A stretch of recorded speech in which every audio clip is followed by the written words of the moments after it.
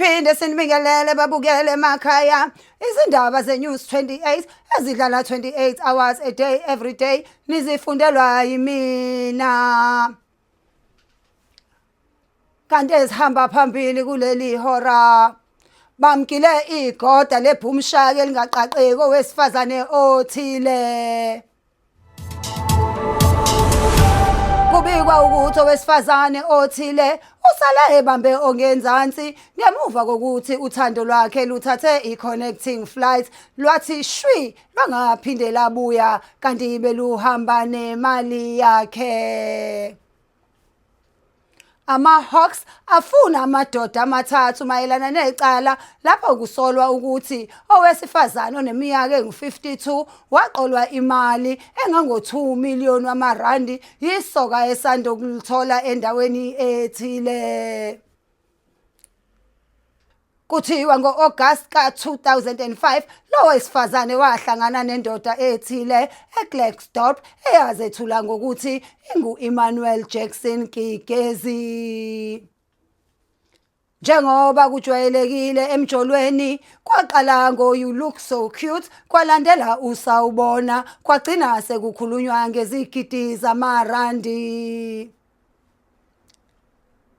Kubikwa ukuthi le ndoda yamtshela ukuthi ishiyelwe ifa elithile elingango-14 million wamarandi kodwa kwakunento eyodwa nje ethile eyayisasalele. Kuthiwa le ndoda ethile yabika ukuthi kwakudingeka kukhokhwe u-1.2 million wamarandi ukuze kukhishwe lelo fa elithile. Lo wesifazane kuthiwa akazange acabange kabili wahamba waye emsebenzini wafike wasula wathatha impesheni yakhe ebalelwa ku-2.5 million wamarandi wabe efaka u-2 million kuma-akhawunti ayewanikwe yisoka lakhe elithile. Ngemuva kokufika kwemali kubikwa ukuthi uthando nalo lwafika ekugcineni.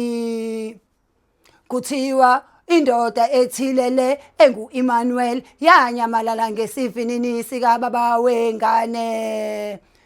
Kuthiwa kusukela ngalolo suku lo wesifazane akazange aphinde ambone lo wesilisa. Kanti ama-Hawks athi amadoda amathathu ayafuneka ukuze asize ophenyweni lwaleli cala. Kanti mbukeli bahlukene phakathi ababukeli emakhaya ngalolu daba.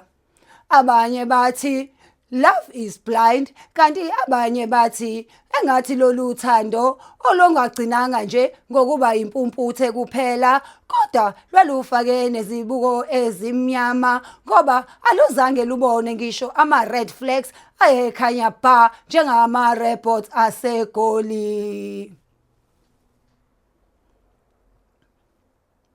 Kanti abanye bathi shosho kunjalo-ke ukujola no-Loverboy basemazweni athile abathembisana izigidi zezimali ngosuku lokuqala. Mbukeli kungabe kuthini okwakho ukuphawula ngalolu daba? Kanti sizibeka lapho ezaleli ihora siphinde sihlangane uma kugamanxa ihora noma yiliphi. Lezi bekuyizindaba zeNews 28 ezidlala 28 hours a day every day kanti benizifundelwa yimina.